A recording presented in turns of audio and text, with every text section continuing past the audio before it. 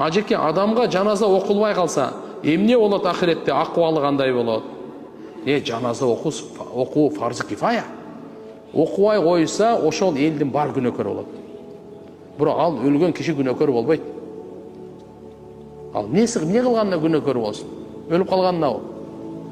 Жаназа ким окубай койдубу? Мына ошолордун бар күнөөкөр болот. Bir айылда эгерде окубай койсо, айылдын бар күнөөкөр болот.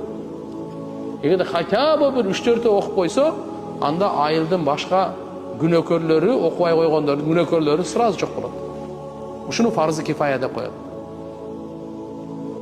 Бул эгерде окулбай калган болсо, пандемия учурларында аябай оор немелер болуп калды, согуш учурларында ар кандай болуп калат.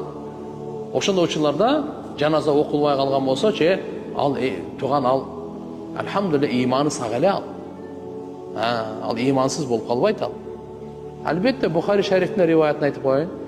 Bir adam өлгөндө пайгамбарыбыз сурайт эле. Бунун карызы жокпу? Карызы жокпу? Же таштап кеткен мал мүлкүнөн карызын бере турган деңгээлде барбы депчи. $1000 карыз, $1000 акча таштап кетти. Ошону берип коебуз, бүттү да. Пайгамбарыбыз сурайт эле. Эгерде жок, карызы бар, анча акча таштап кеткен жок десе, пайгамбарыбыз айтат эле, анда бунун ар намазыңар өзүңөр окуп алгыла дейт. Элестетиң. Пайгамбарыбыз окубай коет эле, өзүңөр окуп алгыла бир тууганыңардын намазыңар деп коет. Элестетиңиз, пайгамбарыбыз демек кандай экен бул карыздын маселесин ойготуп атат.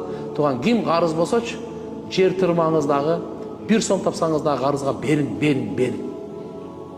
1000 сом табасызбы, 100 сом табасызбы, карызга берин. Нардан бери кутулуң. Bir риваят айтайын. Пайгамбар саллаллаху алейхи вассалам Бухари шарифтин риваятында ушундай айтып калды.